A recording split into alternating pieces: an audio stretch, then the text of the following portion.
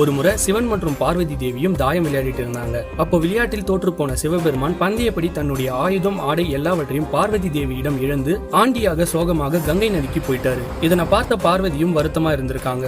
அன்னையோட சோகத்திற்கான காரணத்தை தெரிஞ்சுக்கிட்ட விநாயகர் கங்கை நதிக்கு சென்று சிவனுடன் தாயம் விளையாடி வேண்டும் என்றே விநாயகர் தோற்று சிவன் இழந்த அனைத்தையும் மறுபடியும் அவருக்கே கொடுத்திருக்காரு.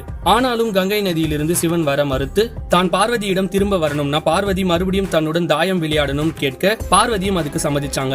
அப்போ சிவபெருமான் தன்னோட மைத்துனன் பகவான் விஷ்ணுவை கூப்பிட்டு அவரை பகடிகளா மாற கேட்டிருக்காரு. விஷ்ணுவும் பகடிகளா மாறி சிவனுடன் சேர்ந்து பார்வதியை ஏமாத்த திட்டமிட்டாங்க. ஆட்டத்துல சிவபெருமானுக்கு வெற்றி கிடைக்க இந்த உண்மையை தெரிஞ்சுக்கிட்ட பார்வதி தேவி கோபப்பட்டு தன்னை ஏமாத்தின சிவன் எப்போதுமே கங்கையை தலையில சுமந்துக்கிட்டு அதனோட பாரத்தை தாங்கிக்கிட்டே இருக்கணும்னு தங்கையான தன்னையே ஏமாத்தின விஷ்ணுவுக்கு அவரோட கூட இருந்த விசுவாசிகளே எதிரியா மாறணும்னு சபிச்சாங்க. இதனால் தான் திருமாலோட வாயுர் காவலர்களான ஜெய விஜயர்களே பின்னால ராவணனாவும் இரஞ்சனாவும் மாறி திருமாலை எதிர்த்தாங்க.